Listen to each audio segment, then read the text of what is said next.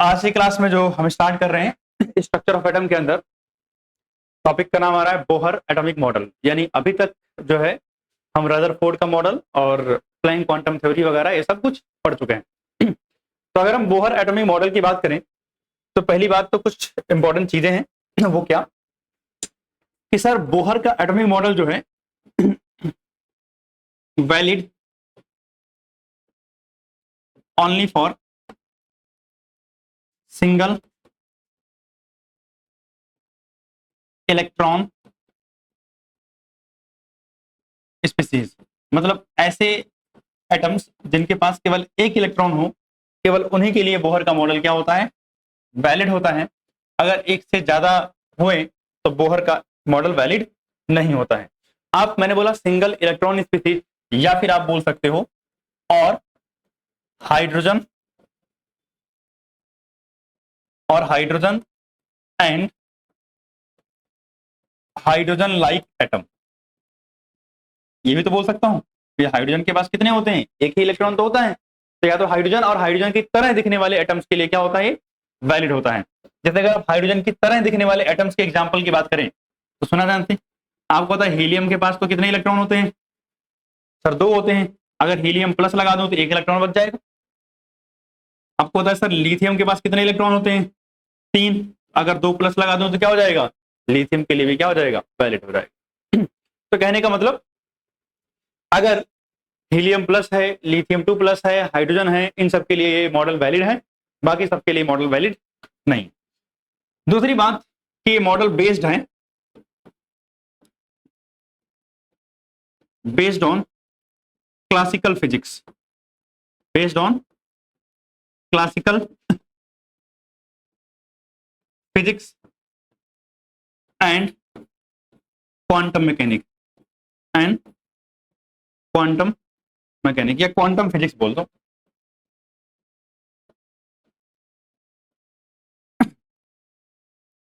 अगर हम बात करें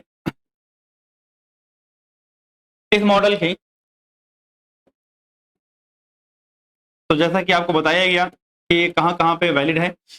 तो ये मॉडल क्या करता है, कंसीडर करता है इलेक्ट्रॉन को as a particle, consider electron as a particle, as a particle. यानी इलेक्ट्रॉन को क्या कंसीडर करता है, पार्टिकल्स मान के ये मॉडल चलता है। आपको पता है कि हमारे पास जितने भी मैटर है हमारे आसपास सबके डुअल नेचर होते हैं, particle nature and wave nature. But यहाँ पर हम कौन सा नेचर कंसीडर करके जा रहे हैं, पार्टिकल नेचर कंसीडर करके जा रहे हैं। तो इतनी बातें आपको मान के चलनी है, तब जाकर के बोहर के मॉडल में थोड़ा चीजें शुरू होंगी, ठीक है ना। अब अगर मैं बात करूं तो सबसे पहले हेडिंग डालेंगे हम पोस्टुलेट्स। क्या डालेंगे, पोस्टुलेट्स ऑफ बोहर मॉडल। भैया बोहर के मॉडल के अंदर पोस्टुलेट्स यानी एजम्पशंस क्या क्या थी, या किस किस तरीके से इन्होंने बताया कि कैसे कैसे एटम के अंदर इलेक्ट्रॉन वगैरह की अरेंजमेंट है। तो अगर हम पोस्टुलेट्स के अंदर बात करें तो बातों को ध्यान से और अच्छे से समझना। सबसे पहला पोस्टुलेट जो इनका था वो ये था कि किसी भी एटम के अंदर प्रोटॉन और न्यूट्रॉन कहाँ होते हैं, न्यूक्लियस में होते हैं, और इलेक्ट्रॉन न्यूक्लियस के बाहर एक सर्कुलर ऑर्बिट में क्या कर रहा होता है, रिवॉल्व कर रहा होता है, ठीक है ना। तो सिंपल शब्दों में अगर मैं बात करूं तो proton and neutron present in nucleus and electron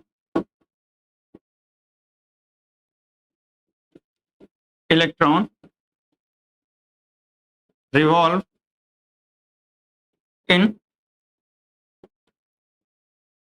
circular orbit and electron revolve in circular orbit। मतलब इलेक्ट्रॉन क्या करता है, सर्कुलर ऑर्बिट में रिवॉल्व कर रहा होता है।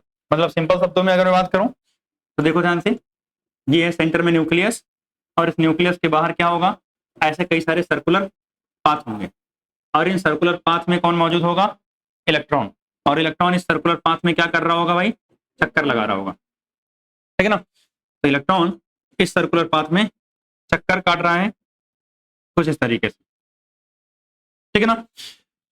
अंदर भी इलेक्ट्रॉन बना देते हैं,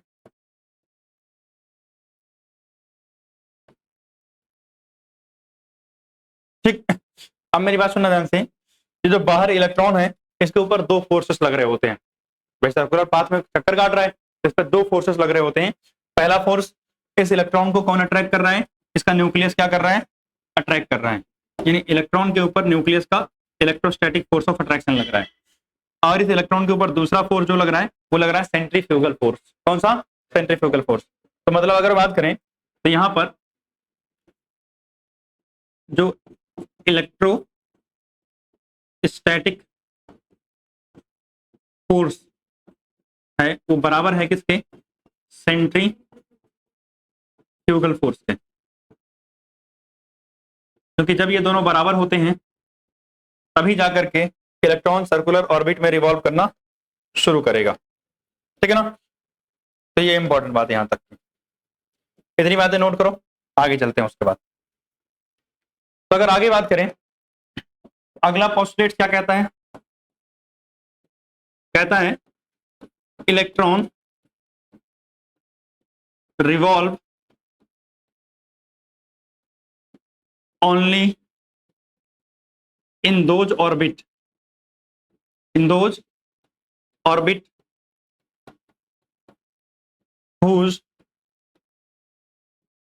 angular momentum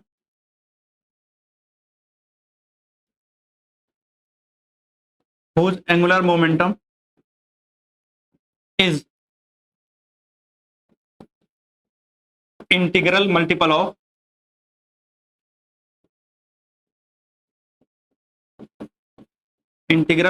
of h upon में 2 pi, integral multiple of h upon में 2 पाई। कहने का मतलब था कि भैया एंगुलर मोमेंटम क्या होता है, एंगुलर मोमेंटम का फॉर्मूला क्या होता है, mvr ना, angular momentum is equal to होता है mvr। तो इस कॉन्सेप्ट के हिसाब से कि जो एंगुलर मोमेंटम होगा वो हमेशा nh अपॉन में 2 पाई के बराबर होगा, जहां n क्या है, इंटीजर, जहां n क्या है, इंटीजर। मतलब n can be 1 2 3 4 so on, but n can not be 1.5 1.3 या 1.2 या फिर 1/2, ऐसा कुछ नहीं हो सकता, ठीक है ना। n की वैल्यू कैसी होगी, इंटीग्रल मल्टीपल होगी। दूसरी बात,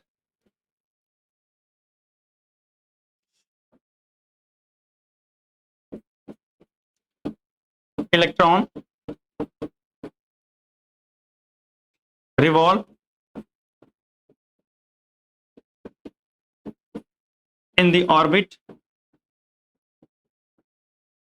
whose energy is fixed, जिसकी एनर्जी क्या होती है भाई साहब, फिक्स्ड होती है, and called stationery orbit, and called stationery orbit.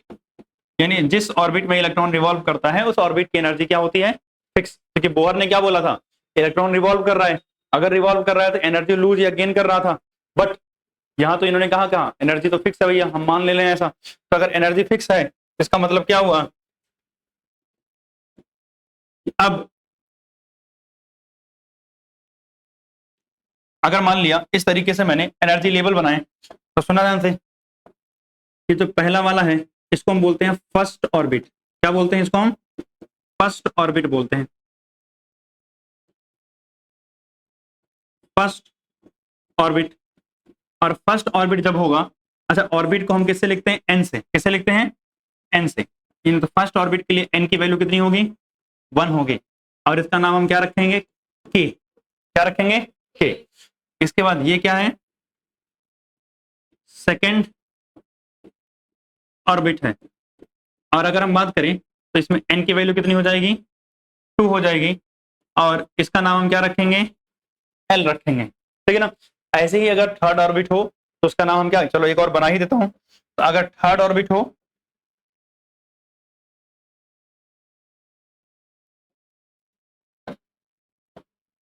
तो अगर मान लिया ये कैसा है, थर्ड ऑर्बिट है, थर्ड ऑर्बिट, तो थर्ड ऑर्बिट का नाम हम क्या रखेंगे, n इज इक्वल टू 3 होगा, और इसका नाम हम क्या रखेंगे, m, क्या रखेंगे, m रखेंगे। मतलब इस तरीके से हमने क्या किया, ऑर्बिट का नामकरण किया है, ठीक है। आई होप यहां तक क्लियर है। आगे चलते हैं, इसको नोट डाउन करोगे। अगला पोस्टुलेट्स, अगला पोस्टुलेट्स क्या कहता है कि each stationery orbit is termed as energy level, energy level यानी हर एक स्टेशनरी ऑर्बिट को क्या बोलते हैं हम, एनर्जी लेवल। क्यों बोल रहे हैं भाई साहब, क्योंकि भैया एनर्जी फिक्स है, तो अगर एनर्जी फिक्स है तो मतलब एक फिक्स अमाउंट ऑफ एनर्जी उसकी होगी, तो आप उसको क्या बोल दो, एक एनर्जी का लेवल है, कितनी एनर्जी उतनी एनर्जी, मतलब एक एनर्जी का फिक्स लेवल हो गया। अब अगर हम इस हिसाब से चलेंगे तो सुनो,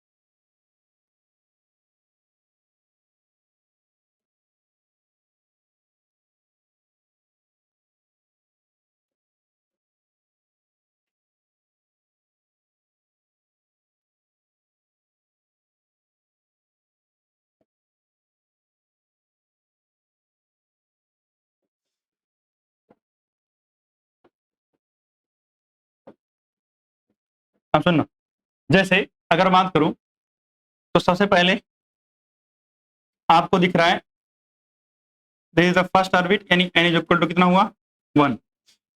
इसको हमने क्या बोला, एनर्जी लेवल 1 यानी E1 बोल दिया। आपको ये दूसरा ऑर्बिट दिखा जिसको हमने बोला n इज इक्वल टू कितना, 2, और इसको हम एनर्जी लेवल E2 बोल दिए। ये मुझे दिखा n इज इक्वल टू कितना, 3, जिसको हमने एनर्जी लेवल E3 बोल दिया।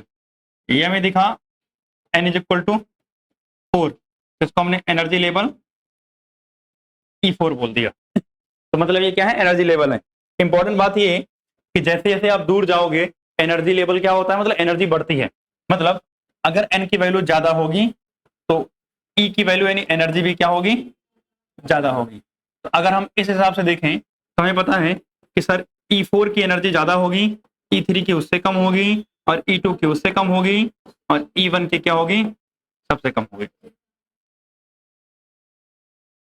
ठीक, तो इस तरीके से हमने एनर्जी लेवल्स पता किया। अब सुना, अगला पोस्टुलेट से कहता है कि जब भी एक इलेक्ट्रॉन को लोअर एनर्जी लेवल से हायर एनर्जी लेवल में जाना होता है, या हायर से लोअर में आना होता है, या हायर से लोअर में आना होता है, तो वो या तो एनर्जी रिलीज करेगा या तो एनर्जी एब्जॉर्ब करेगा, ठीक है ना। तो सिंपल शब्दों में अगला पोस्टुलेट क्या कहता है,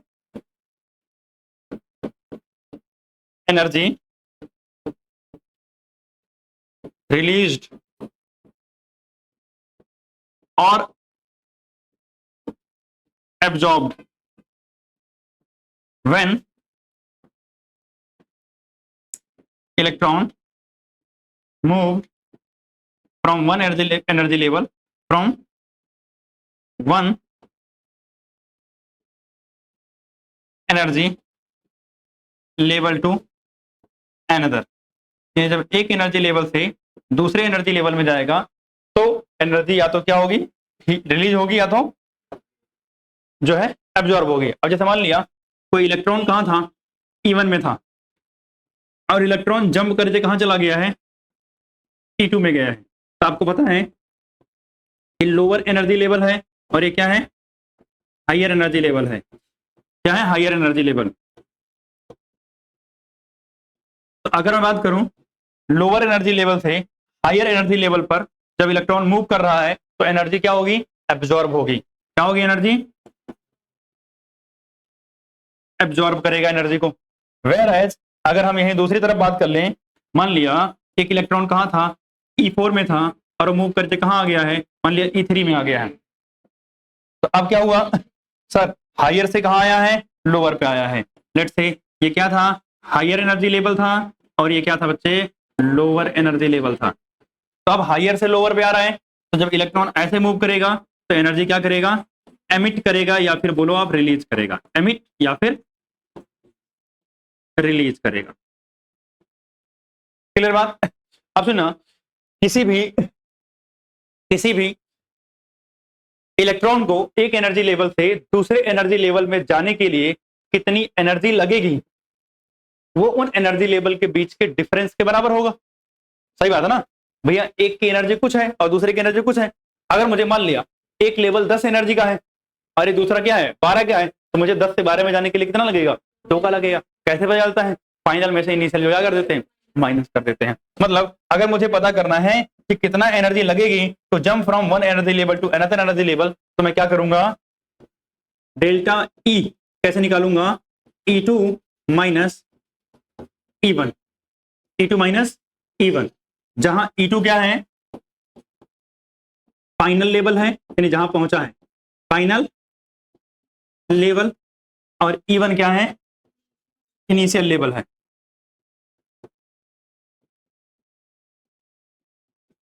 इनिशियल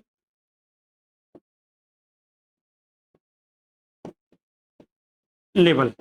क्लियर बात? नोट डाउन करोगे इतना। अब हम बोहर के जो पॉस्टुलेट्स थे वो ऑलमोस्ट सब खत्म हो गए हैं। अब हम कुछ इंपॉर्टेंट टर्म्स से बात करते हैं।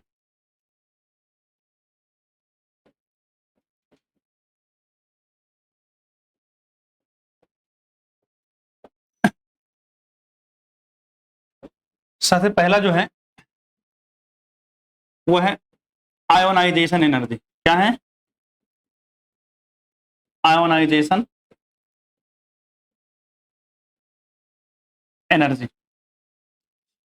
अगर आयोनाइजेशन एनर्जी की बात करें तो ये क्या होता है? कितनी एनर्जी चाहिए होती है किसी एक इलेक्ट्रॉन को उसकी ग्राउंड स्टेट से कहाँ निकालने में? एटम के बाहर निकालने में। उसी को क्या बोलते हैं? Ionisation energy. तो मतलब energy required to remove an electron from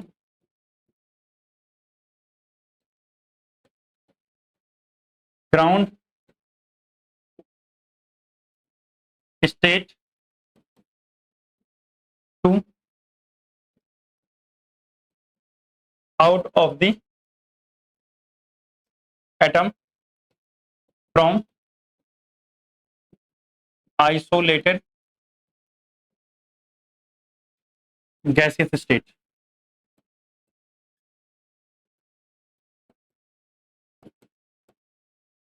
ठीक, ये आपने ऑलरेडी पढ़ रखा है क्योंकि पीरियोडिक टेबल आप पहले पढ़ चुके हो। ठीक है, इसके बाद अगर हम बात करें सेकेंड जो आता है उसका नाम है सेपरेशन एनर्जी। क्या नाम है? Separation energy. सेपरेशन एनर्जी क्या होता है कि कितनी एनर्जी चाहिए होती है to remove an electron from ground state, नहीं, from any of the excited state to out of the atom. Atom से बाहर करना है लेकिन ग्राउंड स्टेट से नहीं, किसी एक्साइटेड स्टेट से बाहर करना है। ठीक है ना? तो अगर हम बात करें energy required by an atom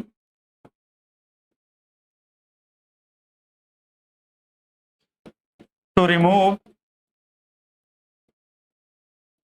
electron from any of the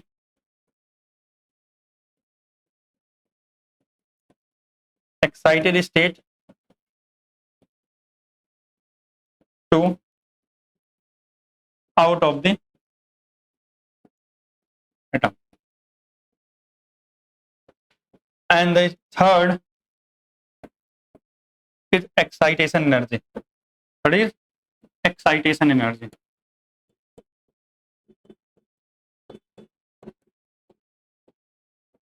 अब एक्साइटेशन एनर्जी से क्या याद आ रहा है? ग्राउंड स्टेट से कहां जाना है? एक्साइटेड में जाना है, ठीक है ना? Energy required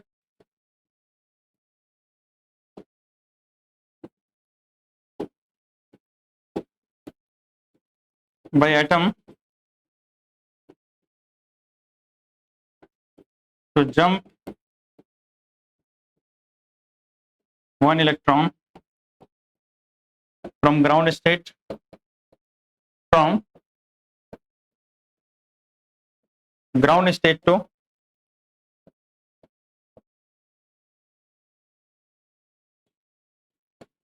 ground state to any of the excited state, any of the excited state. यानी ग्राउंड स्टेट से कहां जाना है? किसी एक्साइटेड स्टेट में जाना है। उसके लिए जो एनर्जी चाहिए होती है उसे हम क्या बोलते हैं? एक्साइटेशन एनर्जी बोलते हैं। क्या बोलते हैं उसको हम? एक्साइटेशन एनर्जी बोलते हैं। क्या बात? और इंपॉर्टेंट बात एक नोट करके लिखोगे, ऑल जितनी भी एनर्जी ऊपर पड़ी है वो सबके सब पॉजिटिव होती है। All of the above energy, all of the above energy are always positive. कैसी होंगी हमेशा? पॉजिटिव ही है, ठीक है ना? इतना नोट डाउन करो, आगे चलते हैं। तो अब हेडिंग डालेंगे एप्लीकेशन ऑफ बोहर मॉडल। क्या है? Application of Bohr model. तो भैया इनके मॉडल का क्या एप्लीकेशन था, इसको देखते हैं। इन्होंने कुछ फैंसी फॉर्मूले दिए हैं जिनके हेल्प से हम कुछ कैलकुलेट कर पाते हैं, और वो क्या है यही देखना है। सबसे पहला है रेडियस का फॉर्मूला, कि आप क्या निकाल सकते हो? रेडियस निकाल सकते हो एटम का। लेकिन याद रखना ये सब चीजें वैलिड हैं hydrogen and hydrogen like atom के लिए ही, मतलब किसी भी जगह अप्लाई नहीं कर सकते। हाँ, जिसके पास एक इलेक्ट्रॉन हो केवल और केवल वहीं पर ये सारी चीजें अप्लाई होती हैं। अब सुनना, इनके हिसाब से इन्होंने बोला कि radius of atom is equal to 0.529 into में n स्क्वायर अपॉन में z एंगस्ट्रॉम। अब मेरी बात सुनना ध्यान से, जो फॉर्मूले लिख रहा हूं इसके डेरिवेशंस भी होते हैं, लेकिन ये डेरिवेशन हमें करने की जरूरत नहीं है, फिजिक्स वाले सर क्लास 12 में करवाएंगे, ठीक ना? कैसे आए, कहां से आए, वगैरह वगैरह। अब एंगस्ट्रॉम में है तो एक एंगस्ट्रॉम इज इक्वल टू कितना होता है? 1 एंगस्ट्रॉम इज इक्वल टू होता है 10 की power -10 metre. 1 angstrom is equal to कितना होता है? 10 की पावर -10 मीटर होता है। क्या बात? ये भी बात याद रखनी। अब मेरी बात सुनो ध्यान से, कुछ बातें बताता हूं। ये तो आप सब्जेक्टिव क्वेश्चंस के लिए इस्तेमाल करोगे, लेकिन कई बार ऑब्जेक्टिव क्वेश्चन आएंगे तो हमें कुछ आसानी से चीजों को सॉल्व करना आना चाहिए, और वो आसानी से सॉल्व करने वाली चीजें क्या है उसको देखते हैं। अगर हम उसकी बात करें तो सुना ध्यान से, यहां पर मैं बना रहा हूं केस, यानी रेडियस के अंदर केस 1। केस 1 क्या है? अगर मान लेते हैं कि एटम क्या हुआ? सेम। क्या हुआ? एटम सेम हुआ, यानी हाइड्रोजन एटम है, ठीक है ना?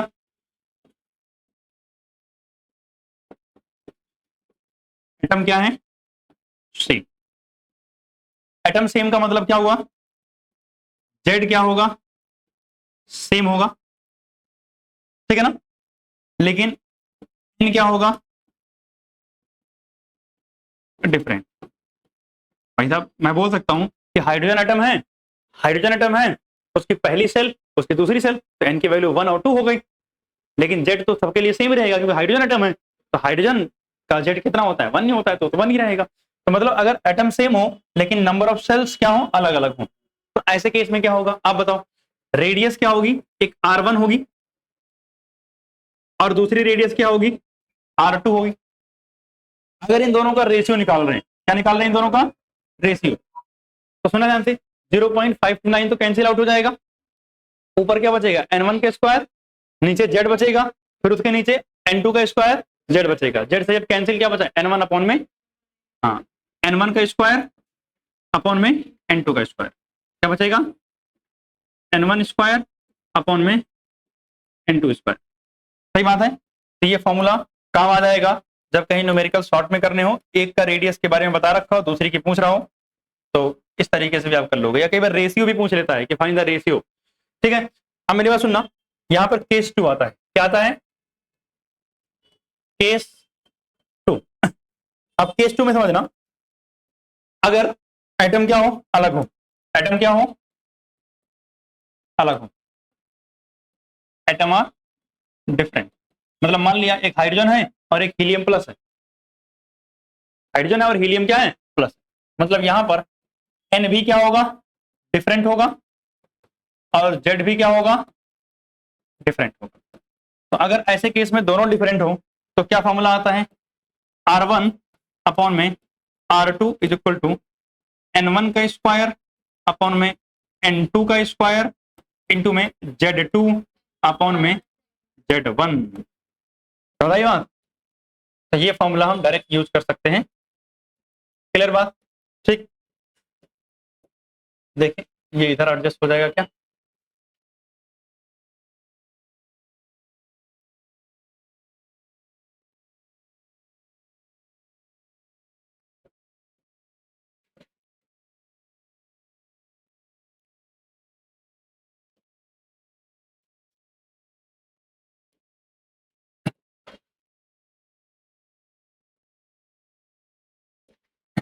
ठीक है। अब सुनना, अब यही काम हम रेडियस के अलावा किसके लिए करने जा रहे हैं, वेलोसिटी के लिए। किसके लिए, वेलोसिटी के लिए। मतलब एप्लीकेशन में दूसरा हमारा क्या है, वेलोसिटी। तो अगर हम वेलोसिटी की बात करें तो वेलोसिटी का फॉर्मूला इन्होंने क्या बताया कि v is equal to 2.188 into 10 की पावर 6, ठीक है ना, इंटू 10 की पावर 6। एक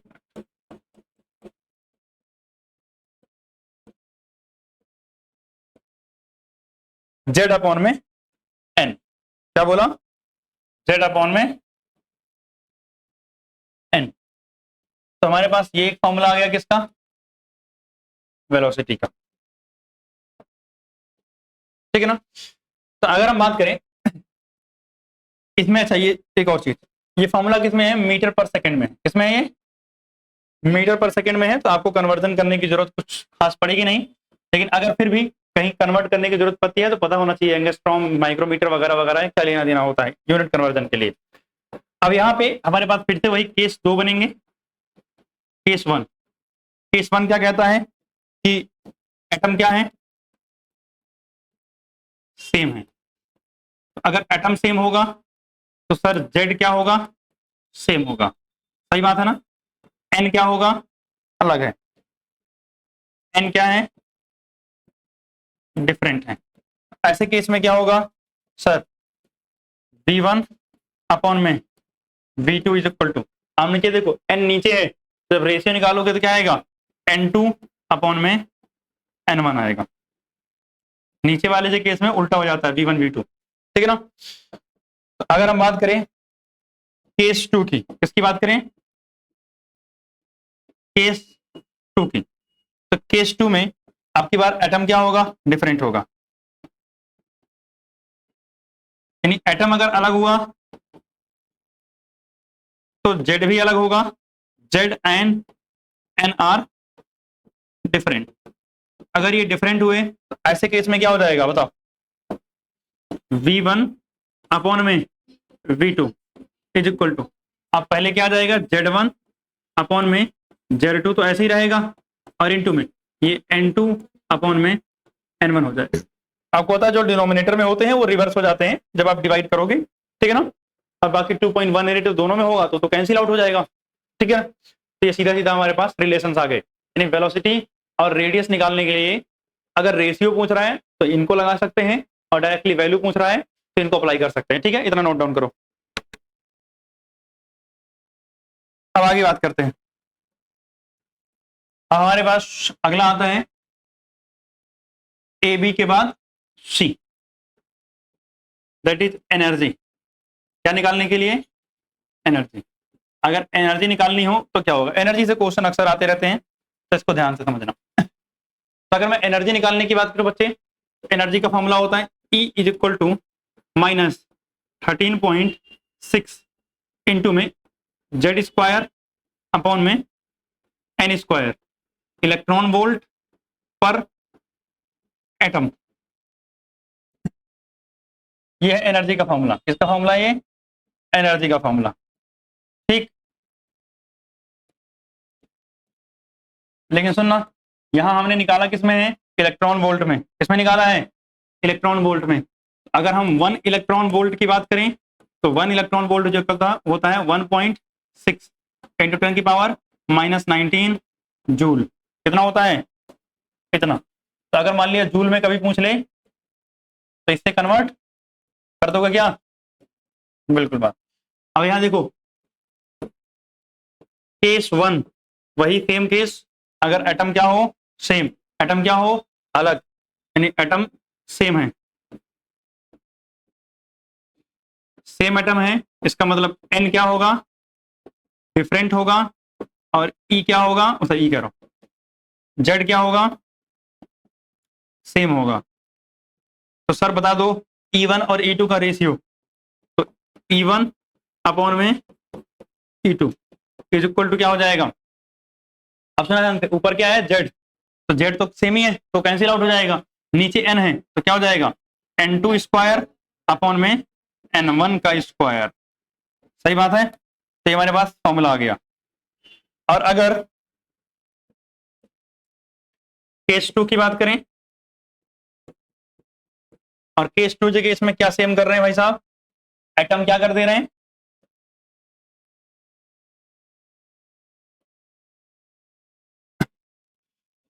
एटम को डिफरेंट कर दे रहे हैं।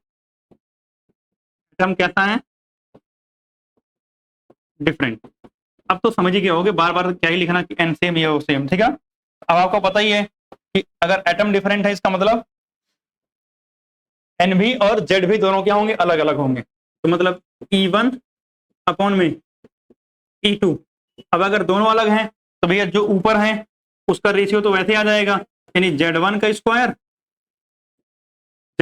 स्क्वायर अपॉन में Z2 का स्क्वायर इंटू में N2 का स्क्वायर अपॉन में N1 का स्क्वायर। तो हमारे पास ये आ गया फॉर्मूला, ठीक। क्लियर बात। अब सुनो, एनर्जी की बात यहीं खत्म नहीं होती है, एनर्जी में और भी बातें होंगी। सुनना, अगर मैं बात करूं बच्चे डेल्टा ई की, तो डेल्टा ई अभी बताया था क्या होता है? E2 माइनस E1 होता है। सही बात है। अब अभी आपने निकाला है E2 माइनस E1 के लिए। तो अगर मैं बात करूं E2 माइनस E1 निकाल रहा हूं फॉर सेम एटम, मतलब एक एटम है कहीं से जंप करके दूसरी जगह जा रहा है तो ऑब्वियसली एटम तो सेम ही है। तो अगर मैं इसका E2 माइनस E1 निकालूंगा तो E2 कितना होगा बताओ? माइनस का 13.6। सही बात है।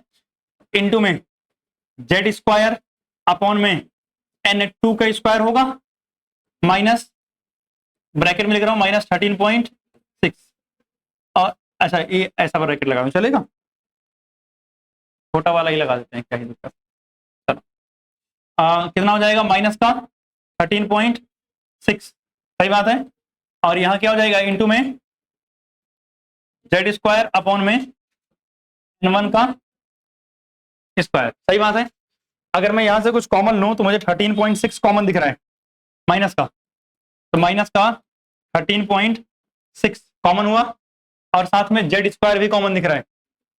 जेड स्क्वायर, तो ब्रैकेट में क्या बचेगा, यहाँ बचेगा सर 1 में n2 का स्क्वायर माइनस 1 में n1 का स्क्वायर। बहुत बढ़िया, तो हमारे पास ये फॉर्मूला आ गया। मतलब अगर मुझे एनर्जी का चेंज निकालना हो, क्या निकालना हो, एनर्जी चेंज, कि भैया किसी एटम को एक जगह से यानी किसी इलेक्ट्रॉन को एक सेल से दूसरे सेल में या एक ऑर्बिट से दूसरे ऑर्बिट में जंप करके जाना पड़ा है, तो कितनी एनर्जी खर्च होगी, उसके लिए ये फॉर्मूला हमारे लिए काम का है। ठीक, ये इंपॉर्टेंट फॉर्मूला है। ऐसा सुनना, यहाँ ई क्या है, टोटल एनर्जी है। ई क्या है, टोटल एनर्जी। तो मैं लिख रहा हूं यहाँ ई जो है वो रिप्रेजेंट कर रहा है किसको, टोटल एनर्जी को। किसको रिप्रेजेंट कर रहा है, टोटल एनर्जी को। और अगर मैं कहीं लिखूंगा के ई, तो मतलब ये क्या होगा, काइनेटिक एनर्जी होगा। कौन सा एनर्जी होगा, काइनेटिक एनर्जी होगा। और अगर मैं कहीं पीई लिखूंगा तो ये क्या होगा, पोटेंशियल एनर्जी होगा। पोटेंशियल एनर्जी होगा। कोई समस्या नहीं ना। आप सुनो ध्यान से, अगर मैं बात करूं पोटेंशियल एनर्जी की, तो पोटेंशियल एनर्जी होता है 2 टाइम्स ऑफ ई, मतलब काइनेटिक एनर्जी टोटल एनर्जी के 2 गुना होगा पोटेंशियल एनर्जी। और अगर मैं बात करूंगा काइनेटिक एनर्जी का, तो काइनेटिक एनर्जी होता है माइनस का ई। तो आप बताओ, जब काइनेटिक एनर्जी और टोटल एनर्जी का रिलेशन बदल गया, तो इसका बताओ क्या होगा, पोटेंशियल एनर्जी का काइनेटिक एनर्जी के साथ क्या रिलेशन होगा, माइनस का 2 टाइम्स ऑफ के ई। सही बात है ना। ये हमारे पास फॉर्मूले हैं जैसे हम पोटेंशियल, काइनेटिक और टोटल एनर्जी भी निकाल सकते हैं। क्लियर बात। ये हो गए हमारे पास एनर्जी के रिलेशंस। ये सब था बोहर के एप्लीकेशंस। नोट डाउन करोगे, आगे चलते हैं। अब जो है हमारा बोहर मॉडल का जो एप्लीकेशन था वो खत्म हो गया है। अब हम आगे चलते हैं और आगे हमारा जो टॉपिक है वो है एटॉमिक स्पेक्ट्रम।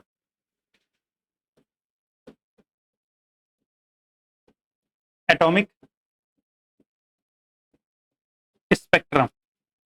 वैसे एटॉमिक स्पेक्ट्रम की अगर हम बात करें तो ये पढ़ना हमें चाहिए था पहले बोहर मॉडल के, लेकिन थोड़ा ज्यादा बढ़िया से समझ में आता है जब हम बोहर मॉडल को पढ़ लेते हैं तब। इसलिए पढ़ाने को पढ़ाते कब हैं, बोहर मॉडल के बाद। बट टॉपिक बोहर मॉडल के पहले का है। अगर हम बात करें तो बोहर ने अपनी थ्योरी के अंदर बहुत सारी बातें क्या मतलब मोस्ट ऑफ द बातें इसी थ्योरी यानी एटॉमिक स्पेक्ट्रम वाले टॉपिक से ही चुराई थी और उसी से मोटिवेशन लेकर के अपना मॉडल दिया था। ठीक, क्योंकि अभी जब आप एटॉमिक स्पेक्ट्रम पढ़ोगे तो आपको लगेगा कि बोहर मॉडल कितना बढ़िया फिट हो जा रहा है यहाँ पे।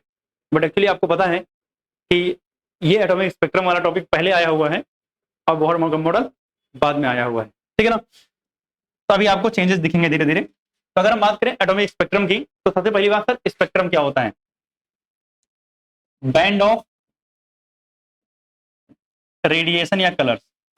बैंड ऑफ कलर्स, इसी को तो स्पेक्ट्रम बोलते हैं। याद करो, जब प्रिज्म से व्हाइट लाइट पास करते थे तो 7 कलर के पूरा बैंड मिलता था, उसी को आप स्पेक्ट्रम बोलते थे। तो मतलब अब स्पेक्ट्रम हम किसी एटम का निकालेंगे तो वो क्या होगा, एटॉमिक स्पेक्ट्रम होगा। सही बात है। तो सुना जानते, हम लेंगे एक बल्ब। क्या लेंगे, एक बल्ब।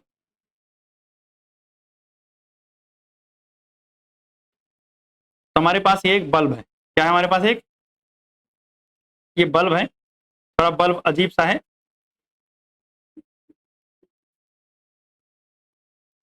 क्या कह रहा हूं,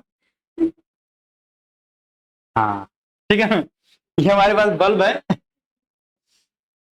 इस बल्ब से कुछ रेडिएशंस निकलेंगी ऑब्वियसली। भाई बल्ब से क्या निकलती है, लाइट रेज निकलेंगी ना। तो ये चमकता हुआ बल्ब कुछ रेडिएशंस एमिट करेगा। क्या करेगा, चमकता हुआ बल्ब कुछ रेडिएशन एमिट करेगा। और जो रेडिएशन एमिट करेगा उस रेडिएशन को हम ले जाके एक सैंपल ऑफ एटम के अंदर ले जाएंगे। देखो यहाँ देखना, यहाँ पे हमने एक सैंपल ले रखा है और इस सैंपल के अंदर बहुत सारे एटम है। क्या है, एटम है। जैसे ऐसे में एक आध दो गोला बना दे रहा हूं ताकि आपको लगे कि हाँ यहाँ एटम है।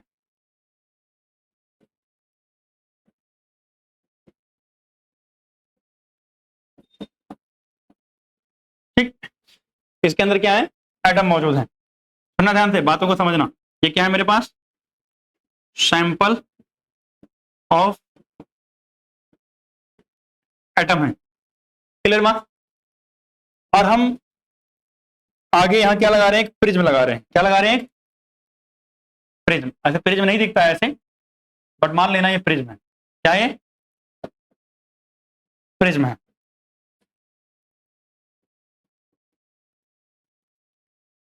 हम वो कोई सा भी सरफेस जो लाइट को उसके अलग अलग वेवलेंथ में तोड़ देता है ना, उसे बोलते हैं स्पेक्ट्रोस्कोप। क्या बोलते हैं, स्पेक्ट्रोस्कोप बोलते हैं। और प्रिज्म एक स्पेक्ट्रोस्कोप ही है।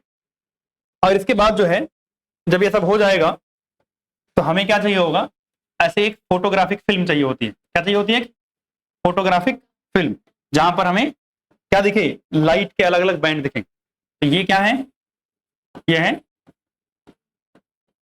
फोटोग्राफिक प्लेट बोल दो या फिल्म बोल दो, जो भी आपको बोलना लगता है। ये क्या है, फोटोग्राफिक फिल्म। ठीक है ना। अब मेरी बात सुनना, होगा क्या, यहां से रेडिएशन इधर भी जाएंगे, टकराएंगे, और टकराने के बाद ये रेडिएशन अलग अलग कलर में क्या हो जाएंगे, स्प्लिट हो जाएंगे। लेट से यहां से रेडिएशन गई, यहां से लेकर के यहां तक का पूरा एक मुझे कलर का पूरा बैंड मिला। क्या मिला, रेडिएशन यहां से गई और यहां से लेके यहां तक का, मैं क्या कह रहा हूं, मुझे एक कलर का पूरा बैंड दिखाई दिया। अच्छा नहीं लग रहा है लाइन, यहां से लेकर के यहां तक का मुझे क्या दिखाई दिया, कलर का एक, ये भी अच्छा नहीं लग रहा है, कलर का बैंड दिखाई दिया। ठीक है। अब मेरी बात सुनना ध्यान से। हमने देखा, आपने अभी तक जो देखा था उसमें आपका था कि blue, violet, blue, green, indigo, यानी सारे कलर आपको दिखाई देते हैं। तो आपको पता है कि सारे के सारे विबग्योर वाले कलर दिखते थे आपको यहाँ, लेकिन अभी यहाँ पर सारे कलर आपको नहीं दिखेंगे। जैसे मान लिया यहाँ पे जो जो मैं दिखा रहा हूं वो कलर आपको दिख रहा है यहाँ, ऐसे एक लाइन मैंने यहाँ खींच दिया। ठीक, फिर यहाँ आपको अगला कलर दिख रहा है, फिर अगला कलर आपको यहाँ दिख रहा है। कितने बनाए, 3। एक कलर मान लिया यहाँ दिख रहा है बना, टोटल 7 कलर थे ना, लेकिन 7 में से केवल 4 कलर आपको दिख रहे हैं। बाकी बीच में जो गैप है ना,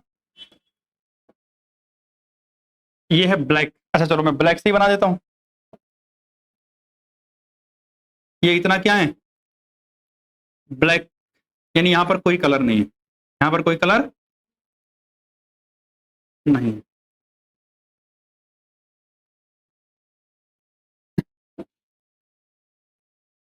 सात हो गए ना, 2 2 4 तो 6 1 7, हाँ ठीक है ना। तो मतलब यहां पर मुझे कोई कलर नहीं दिखाई दिया। अब मेरी बात सुना ध्यान से, सर जब हमने ये भेजा तो 7 के 7 कलर दिखने चाहिए थे, क्यों नहीं दिखे, इस बात को समझते हैं।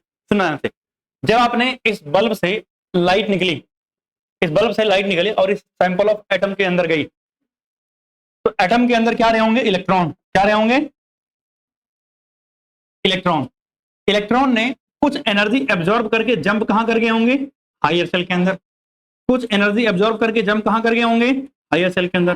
कुछ एनर्जी एब्जॉर्ब करके कहां जंप कर गए, हायर सेल के अंदर। तो मतलब जो लाइट बल्ब से आ रही थी, जिसके अंदर बहुत सारी वेवलेंथ थी, उनमें से कुछ वेवलेंथ को किसने एब्जॉर्ब कर लिया, एटम ने एब्जॉर्ब कर लिया। लेट से मान लेते हैं कि यहां से जो वेवलेंथ आ रही थी वो लेमडा 1 आ रही थी, लेमडा 2 आ रही थी, लेमडा 3 आ रही थी, लेमडा 4 आ रही थी, लेमडा 5 आ रही थी, लेमडा 6 आ रही थी, लेमडा 7 आ रही थी। सही बात है, कोई समस्या तो नहीं है। इन्होंने एब्जॉर्ब कर लिया कुछ लाइट को। मान लेता हूं जो बची वो लेमडा 1 बची, लेमडा 2 बची, लेमडा 5 बची और लेमडा 6 बची। क्या बची है, लेमडा 7। चलो ठीक है ना, इतनी बची है। बाकी सारी क्या कर लिया इन्होंने, एब्जॉर्ब कर लिया। तो भैया ये इतनी ही वेवलेंथ जाके इससे टकराएंगे, तो कलर कितने दिखेंगे, सिर्फ 4 ही दिखेंगे। तो मतलब मुझे जो पहला वाला व्हाइट दिखा, लेट से वो लेमडा 1 था, दूसरा वाला जो दिखा वो लेमडा 3 था, अगला जो दिखा वो क्या था, लेमडा 5 था, और इसका लास्ट वाला जो दिखा वो क्या था, लेमडा 7। यानी जो नहीं दिखा वो ब्लैक कलर का है। और ब्लैक कलर कौन सा नहीं दिखा, जिसको लेमडा 1 लेमडा, मतलब जिसको इस सैंपल ऑफ एटम ने क्या कर लिया है, एब्जॉर्ब कर लिया है। क्या कर लिया है, एब्जॉर्ब कर लिया। अब बताओ, ये जो आपको कलर के बैंड भी दिखाई दे रहे हैं, या जो कलर के बैंड मिले हैं, ये एब्जॉर्प्शन के बाद मिले हैं। यानी एटम ने कुछ लाइट को एब्जॉर्ब किया, उसके बाद मुझे ऐसा पैटर्न दिखाई दे रहा है। इसलिए इसको बोलते हैं एब्जॉर्प्शन स्पेक्ट्रम। क्या बोलते हैं इसको हम? Absorption spectrum. अब जो एटम ने लाइट एब्जॉर्ब की थी उसको लेकर के कहां चले गए थे? हायर एनर्जी लेवल पर, यानी जंप कर गए थे हाई एनर्जी लेवल पर। तो अब कुछ देर के बाद वो नीचे आएंगे अपने ग्राउंड लेवल पर। मतलब आपको थोड़ी देर कुछ पैसा वैसा मिला, आप घर से बाहर चले गए घूमने फिरने, भाई अल्टीमेटली वापस तो घर पे आना है ना। तो ये जंप करके चले गए थे हायर सेल के अंदर, लेकिन इनका घर तो उनका ग्राउंड स्टेट था, तो वापस मूव करके आना पड़ेगा। जब ये वापस मूव करके आएंगे तो जो एनर्जी इन्होंने लिया था वो एनर्जी रिलीज करेंगे, और जब वो एनर्जी रिलीज करेंगे तो उसे क्या बोलते हैं? इमिशन बोलते हैं। और सुनना, अगर मैं उस एनर्जी का फोटोग्राफिक फिल्म के ऊपर बनाऊं फ्रिज में लगा के, तो मुझे क्या मिलेगा? फिर से बैंड मिलेगा एक। तो मतलब एक फ्रिज में थोड़ा टेढ़ा करके हाँ, तो ये फ्रिज में मैं टेढ़ा करके बना रहा हूं, ठीक। और हमारे पास ये मान लिया यहाँ क्या है? फोटोग्राफिक फिल्म है या फोटोग्राफिक प्लेट है। तो इस फोटोग्राफिक प्लेट के ऊपर अगर मैंने इसको टकराया और इसके टकराने के बाद फिर से मुझे यहाँ क्या मिले? ठीक, ये मिला। और यहाँ पर मैंने देखा कि सर वो पूरे कलर दिखाई दे रहे थे। जैसे यहीं से कॉपी हो सकता है क्या? हाँ,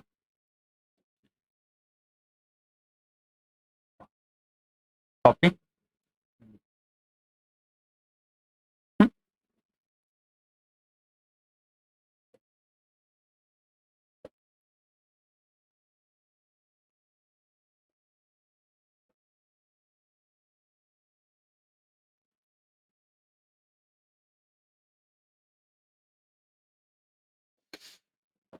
डिफरेंस क्या दिखा? सर जो व्हाइट था वो ब्लैक हो गया, जो ब्लैक था मतलब ये वाला ब्लैक, चलो अब तो सारा ही ब्लैक कर देता हूँ। व्हाइट कहाँ कहाँ बचा था? ये सेकंड वाला यहाँ थोड़ा सा व्हाइट बच जाएगा बीच में, फिर एक गैप करके यहाँ व्हाइट था, और क्या था? और एक थोड़ा सा गैप करके यहाँ था ना। मतलब जो कलर वहां नहीं दिख रहे थे वो कलर यहाँ दिखाई दिए। अच्छा बताओ, ये क्यों दिखाई दिए यहाँ पर? क्योंकि एटम ने जो लाइट एब्जॉर्ब की थी उसको बाद में उसने रिलीज किया, तो रिलीज करने को बोलते हैं इमिशन। और इससे जो पैटर्न बनता है इसे क्या बोलते हैं? इमिशन स्पेक्ट्रम बोलते हैं। अब आप एक बार बताओ, बोहर ने कहा था कि एटम एनर्जी एब्जॉर्ब करके हायर लेवल में जाता है और एनर्जी रिलीज करके कहां आता है? लोअर लेवल में आता है। इसका मतलब क्या है भैया? एनर्जी एब्जॉर्ब करेगा तो हायर में जाएगा, एनर्जी रिलीज करेगा लोअर में आएगा। ये तो हमें एटॉमिक स्पेक्ट्रम से भी पता है ना, यही तो बात बोहर ने कही थी, और वो हम कहा एटॉमिक स्पेक्ट्रम में भी जानते हैं।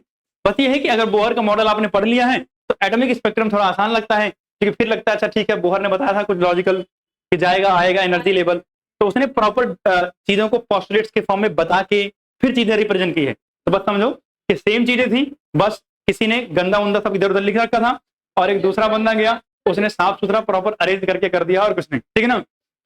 तो ये था एटॉमिक स्पेक्ट्रम। अब सुना जानते, बताओ क्या यहाँ पर जो कलर के पैटर्न मिले हैं वो लगातार थे? नहीं, मिसिंग मिसिंग थे। तो अगर कलर के जो बैंड हैं वो लगातार ना मिले तो इस हिसाब से हमारे पास स्पेक्ट्रम दो तरीके का होता है। एक होता है कॉन्टिन्यूअस स्पेक्ट्रम और एक होता है डिसकॉन्टिन्यूअस स्पेक्ट्रम। क्या होता है? कॉन्टिन्यूअस, और एक क्या होता है? डिसकॉन्टिन्यूअस। कॉन्टिन्यूअस और एक कैसा होता है? डिसकॉन्टिन्यूअस। तो आप समझ गए होंगे कॉन्टिन्यूअस स्पेक्ट्रम में क्या होगा कि एटम्स एक दूसरे के ऊपर, मतलब कलर जो होंगे वो एक दूसरे को क्या कर रहे होंगे? ओवरलैप कर रहे होंगे और कॉन्टिन्यूअसली होंगे। लेकिन डिसकॉन्टिन्यूअस में ओवरलैपिंग नहीं होगी। अगर हम बात करें कॉन्टिन्यूअस स्पेक्ट्रम का एग्जांपल, तो इसका एग्जांपल क्या है आपका? क्या बोलते हैं ओ, उसको जो आसमान में निकलती है, रेनबो। हाँ, क्या बोलते हैं उसको हम? रेनबो। और डिसकॉन्टिन्यूअस स्पेक्ट्रम क्या है? Atomic spectrum.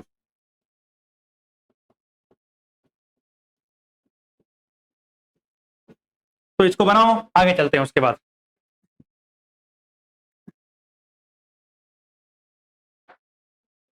तो अगर हम बात तो अगर हम बात करें बच्चे, तो हमारे पास जो अगला टॉपिक इसमें आता है वो आता है हाइड्रोजन स्पेक्ट्रम। क्या आता है? Hydrogen spectrum. तो बस यहाँ कुछ नहीं होगा, सिंपल सी बात है, देखो ध्यान। सबसे पहले जो आपने एटॉमिक स्पेक्ट्रम पढ़ा था वैसे ही हमने सैंपल लिया और रेडिएशन ली। तो हमने इस रेडिएशन को कहां पास किया? Sample of H2 gas at low pressure, at low pressure. तो यहां से एक लाइट निकली, ब्लूइश लाइट। क्या निकली? ब्लूइश लाइट एमिट हुई। और फिर हमने इस लाइट को कहां से पास किया? प्रिज्म से। तो हमें क्या मिले? शार्प आइसोलेटेड लाइंस मिली। क्या मिली? शार्प आइसोलेटेड लाइन मिली। ठीक है ना? आप देखिए तो ये सारा कलर तो दिखाई नहीं देगा, तो अगर एक कलर दिखाई देगा तो आपको लाइन के फॉर्म में दिखेगा, पतली पतली सी लाइन स्ट्रिप के फॉर्म में। तो इन्हीं शार्प आइसोलेटेड लाइंस को हमने ग्रुप कर दिया। क्या कर दिया हमने? यानी इनको हमने कर दिया ग्रुप, ग्रुप इनटू सीरीज। क्या कर दिया इसको हमने? कई सारे सीरीज के अंदर ग्रुप कर दिया और उन सीरीज का नाम पड़ गया उन ग्रुपिंग करने वाले साइंटिस्ट के नाम पर। तो इस तरीके से हमारे पास एक सीरीज बन के आ गई जिसे हम बोलते हैं स्पेक्ट्रल सीरीज। क्या बोलते हैं? Spectral series. यानी जो नीचे टेबल आपको दिख रही है, दिस टेबल इज एक्चुअली में स्पेक्ट्रल सीरीज। अब हर एक स्पेक्ट्रल सीरीज की बात करते हैं एक करके हम। सबसे पहले हमारे पास है लाइमन। क्या है? लाइमन। ऑब्वियसली लाइमन भाई साहब ने देखा होगा, ग्रुपिंग किया होगा। डिस्कवर किसने किया? लाइमन ने किया। डिस्कवरर लिखे हुए आपको पता है, जिसका जो नाम है वही लिखा हुआ है, तो डिस्कवरर का नाम तो याद रखने की जरूरत है ही नहीं। और अगर हम बात करें लाइमन सीरीज कौन से रीजन में आती है? रेडिएशन के अल्ट्रावायलेट रीजन में, ये पता होना चाहिए, यूवी रीजन के अंदर मिलती है। और अगर बात करूं तो लाइमन सीरीज के अंदर जो N1 है वो क्या है? 1 है। अच्छा बताऊं, यहां जो N1 होता है उसे ग्राउंड स्टेट बोलते हैं। N1 क्या है? ग्राउंड स्टेट है, मतलब नॉर्मल घर जो है इलेक्ट्रॉन का वो N1 है। और N2 क्या है? यहाँ N2 है एक्साइटेड स्टेट। कौन सी स्टेट है? Excited state. तो अगर हम बात करें तो अगर कोई पूछे लाइमन सीरीज तो आप बोलोगे लाइमन सीरीज का N1 कितना होता है? 1 होता है। बाल्मर सीरीज का N1 2, फास्टन सीरीज का 3, ऐसे ब्रैकेट का मतलब सो ऑन चलता जाएगा। तो अगर N1 1 है तो N2 क्या हो सकता है? 1 के आगे कुछ भी 2 हो सकता है, 3 4 5 6 7। अगर N1 की वैल्यू 2 होगी तो अगला 3 4 5 हो सकता है। अगर 3 होगा तो 4 5 से स्टार्ट होगा। मतलब सिंपल शब्दों में N1 की जो वैल्यू है उसके एक आगे से स्टार्ट होता है N2। क्लियर बात? और अगर हम बात करें आपको पता करना हो कि किसी सीरीज में कितनी लाइंस आएंगी तो उसको निकालने का तरीका है N2 माइनस 1। अच्छा सुनो, N2 माइनस N जगह अगर बात करूं तो ऐसे होता है N2 माइनस N1। अगर मान लिया सीरीज कौन सी है? लाइमन की है, तो N1 की वैल्यू 1 होगी तो N2 माइनस N1 हो गया। अगर सीरीज कौन सी है? बाल्मर की है, तो क्या होगी? 2 होगी वैल्यू, तो मतलब क्या हो गया? ये हो गया। ठीक है, इतनी बात हमने। अब सुनना, हमने ये स्पेक्ट्रल सीरीज बनाई। अब रही बात, अगर आप देखो कि मैंने बताया कि लाइमन सीरीज के लिए ग्राउंड स्टेट कौन सा है? 1 है। ठीक है ना? 1 है। अब पॉसिबिलिटी क्या है कि जब आपने किसी एटम को एनर्जी दी तो उस एटम के इलेक्ट्रॉन ने एनर्जी एब्जॉर्ब की और एब्जॉर्ब करके जंप करके चला गया कहीं दूर, इन्फिनिटी पे पहुंच गया। ठीक है ना? कहां पहुंच गया? इन्फिनिटी पे। जब वहां से वापिस आएगा तो 1 पे आएगा। हो सकता है वो जंप करके कहां गया हो? 7 पे गया हो तो वापिस आएगा 1 पे। हो सकता है वो एनर्जी जंप करके कहां गया हो? 5 पे, तो वापिस आएगा। हो सकता है एनर्जी जंप करके आया गया हो तो वापिस आएगा। तो कहने का मतलब क्या हुआ कि जब वो एनर्जी रिलीज करके वापस ग्राउंड स्टेट 1 में पहुंचेगा तब आपको अलग अलग कलर के बैंड दिखाई देंगे। अब मेरी बात सुनना, अगर वो कहां से आ रहा है? 5th में से कहां आ रहा है? 1st में आ रहा है। कहां से आ रहा है? 5th में से 1st से। तो भैया जो एनर्जी होगी वो अलग होगी। भैया 1st से 5th में जाने के लिए जो एनर्जी लगी थी वो अलग थी, तो वापस आने में भी वही एनर्जी रिलीज होगी। अगर कोई 7th में से आ रहे हैं तो अलग एनर्जी होगी, कोई 8th में से आ रहे हैं तो अलग एनर्जी होगी। अगर एनर्जी अलग तो वेवलेंथ अलग, क्योंकि E इज इक्वल टू क्या होता है? hc बाई लेमडा होता है ना। तो भैया energy is inversely proportional to lambda. तो अगर एनर्जी अलग होगी तो लेमडा अलग होगा और वेवलेंथ अलग होगी तो कलर अलग अलग दिखाई देंगे और लाइन अलग अलग बनेंगी। तो इसी को हम बोलते हैं स्पेक्ट्रल लाइन। देखो ध्यान से, अगर एटम कहीं भी हो और घूम करके कहां आ रहा हो? 1 में आ रहा हो, तो सारी जो कलर्स या लाइन बनती हैं उन्हें लाइमन सीरीज बोलते हैं। एटम का इलेक्ट्रॉन कहीं भी गया हो और घूम करके कहां आ रहा हो? 2 के अंदर हो रहा है, तो उस ग्रुप ऑफ लाइन को क्या बोलते हैं? बाल्मर बोलते हैं। कहीं भी गया हो, आ रहा है 3rd में पास्टन बोलते हैं, कहीं भी क्या हो आ रहा है फोर्थ में ब्रैकेट बोलते हैं, एंड देन सो ऑन पी फंड बोल देते हैं। तो मतलब ये स्पेक्ट्रल लाइन है पूरी की पूरी। ये क्या है? स्पेक्ट्रल लाइन है, लाइमन बार्मर पास्टन। अब सुनना, अगर बात करें तो हाँ टेबल में आपने लिख लिया है, नीचे वाले कलर को बनाने की जरूरत नहीं है कि एक कलर बना के देखें, बस इतना ही। लाइमन अल्ट्रावायलेट बार्मर के लिए आप विजिबल में आएगा, और पास्टन भी कहाँ आएगा? विजिबल में। ये फार इंफ्रारेड, फार इंफ्रारेड, ठीक है ना। मतलब अगर आप यहाँ नहीं भी लिखोगे तब भी चलेगा, क्योंकि यहाँ लिखा हुआ है। तो सिर्फ आप चाहो तो इसको आप बस बना सकते हो और कुछ नहीं। आप सुना ध्यान से, अगर मैं इसकी बात करूं, चलो पहले इसको नोट डाउन करो फिर बात करता हूं। करो फटाफट। बस ये कर लेना, टेबल बना लेना। इसको नहीं बनाओगे चल जाएगा, एनसीईआरटी में फिगर नंबर मेंशन कर लेना, बता दे रहा हूं। तो अगर हम आगे बात करें तो हमारे पास इसी के अंदर एक चीज आएगा, रिडबर्ग फॉर्मूला। क्या आएगा? Rydberg formula.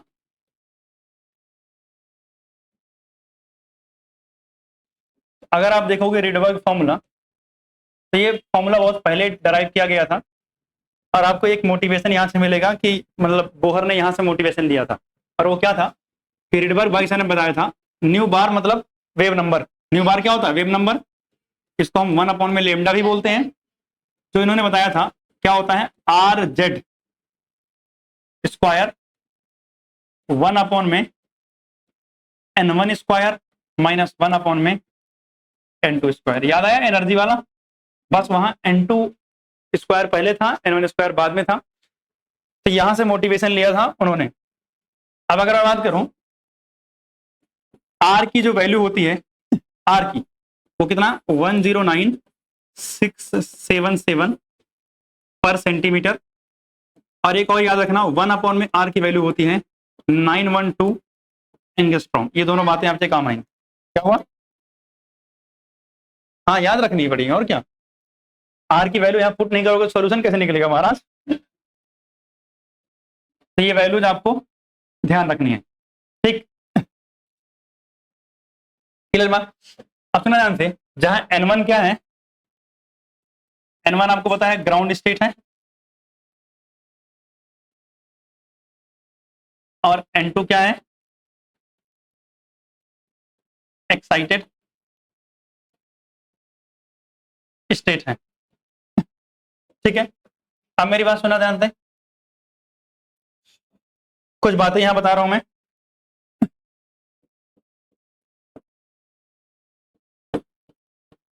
इंपॉर्टेंट पॉइंट, अगर हम कुछ इंपॉर्टेंट पॉइंट की बात करें तो आपसे पेपर में अगर पूछ रहा है क्या, फर्स्ट लाइन कैलकुलेट करने के लिए, क्या करने के लिए? फर्स्ट लाइन कैलकुलेट करने के लिए, या हम इसको बोलते हैं क्या बोलते हैं? Alpha line. क्या बोलते हैं? अल्फा लाइन बोलते हैं। या फिर आपसे बोल दें लेमडा कितना चाहिए? मैक्सिमम चाहिए, यानी मैक्सिमम वेवलेंथ कितनी होगी ये कैलकुलेट कर दो। या फिर आपसे पूछते कि न्यू यानी फ्रीक्वेंसी कितनी चाहिए? मिनिमम। इनमें से कुछ भी आपको कैलकुलेट करने के लिए बोले तो क्या करना है? सुना ध्यान से, इनमें से आपको कुछ भी कैलकुलेट करने के लिए बोले तो ध्यान रखना है। सुनो, n1 तो हमेशा क्या होगा? ग्राउंड स्टेट होगा। क्या होगा? ग्राउंड स्टेट ऑफ सीरीज, यानी किसी भी सीरीज का जो ग्राउंड स्टेट होगा वो n1 होगा। भाई अलग अलग सीरीज के लिए अलग हो सकता है ना। एग्जांपल लाइमन सीरीज है तो n1 की वैल्यू 1 होगी, बाल्मर सीरीज है n1 की वैल्यू क्या होगी? 2 होगी। लेकिन अगर फर्स्ट लाइन बोला है तो n2 क्या होगा? n2 is always n1 plus 1 होगा। n1 प्लस 1 होगा फर्स्ट लाइन के लिए, ठीक है ना। अगर आपसे बोल रहा है क्या कैलकुलेट करने के लिए? Second line. क्या कैलकुलेट करने के लिए? सेकंड लाइन, ठीक है ना। तो अगर सेकंड लाइन कैलकुलेट करने के लिए बोल रहा है, सेकंड लाइन, तो सेकंड लाइन कैलकुलेट करने के लिए अगर बोले तो आपको क्या कहना? अच्छा, सेकंड लाइन को हम क्या बोलते हैं? बीटा लाइन भी बोलते हैं। क्या बोलते हैं? बीटा लाइन के नाम से भी जानते हैं। तो इस केस में आपको क्या करना है? इधर देखो, n1 जो होगा वो वही होगा ground state of the series. यहीं से कॉपी कर लेता हूं मैं,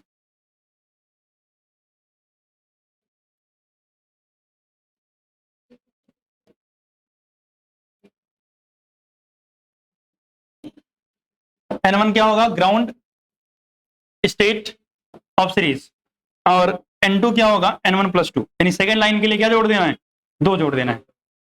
और देखो थर्ड मैं बता रहा हूं एक लास्ट, अगर थर्ड यानी तीसरे नंबर पे आपसे क्या बोले कि आप लास्ट लाइन निकाल दो, क्या निकाल दो, लास्ट लाइन निकाल दो, या फिर लिमिटिंग लाइन निकाल दो, क्या निकाल दो, लिमिटिंग लाइन निकाल दो, या फिर आपसे पूछे लेमडा मिनिमम निकाल दो और फ्रीक्वेंसी मैक्सिमम निकाल दो, तो आपको क्या करना होता है, N1 तो यही रहेगा, लेकिन N2 क्या हो जाएगा, इन्फिनिटी, N2 क्या हो जाएगा, इन्फिनिटी हो जाएगा। तो इसको भी नोट डाउन करोगे फटाफट।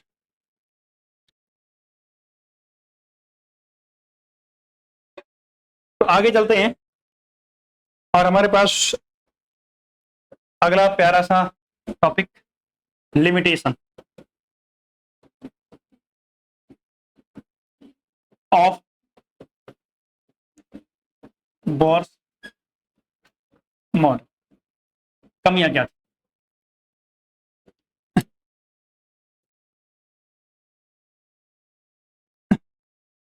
बोहर के मॉडल की कमियां क्या थी। अगर हम बोहर के मॉडल की कमियों की बात करें तो सबसे पहली कमी तो ये only valid for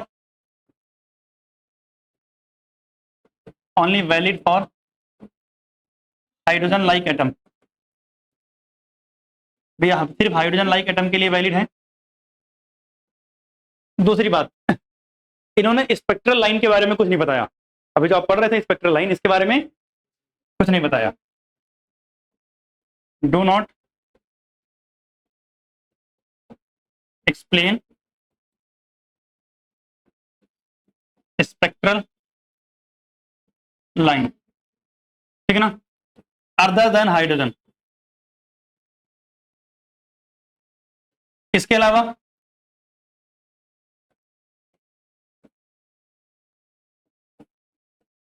could not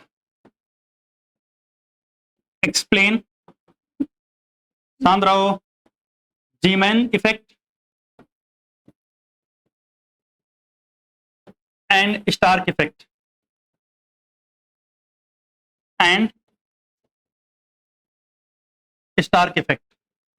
Zeeman effect में क्या होता है,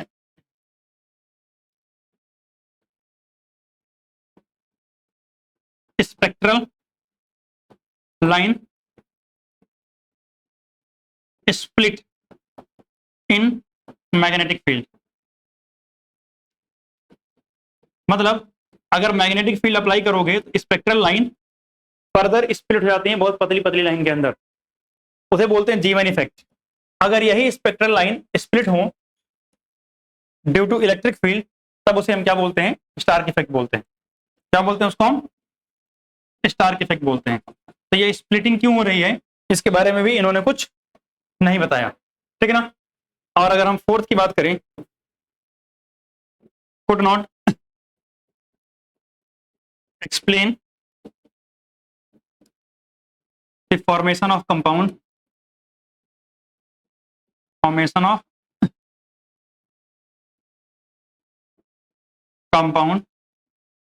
बाय एटम, यानी एटम कंबाइन होकर क्या बनाते हैं, मॉलिक्यूल्स एंड कंपाउंड बनाते हैं ना, तो क्यों बना रहे हैं, कैसे बना रहे हैं, वगैरह वगैरह के बारे में कोई एक्सप्लेनेशन इन्होंने नहीं दिया। तो ये सब कमियां थी बोहर मॉडल की, और बोहर मॉडल की कमियां नोट करो।